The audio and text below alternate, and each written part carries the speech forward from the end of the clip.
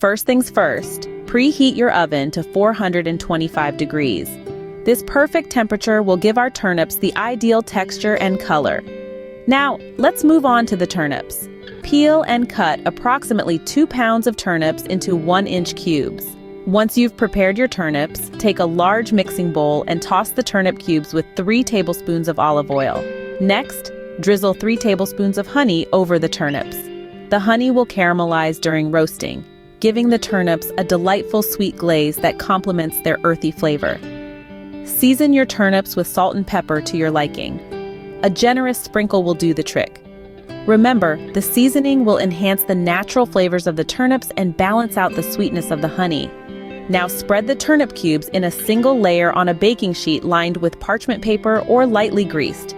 Roast the turnips in the preheated oven for 25 to 30 minutes. To achieve an even caramelization, stir the turnips once halfway through the roasting time. This will allow all sides of the turnips to get beautifully browned and caramelized. To serve, transfer the roasted turnips to a serving dish. If you like, garnish with fresh thyme or rosemary. Please let me know in the comments below how this recipe turned out for you.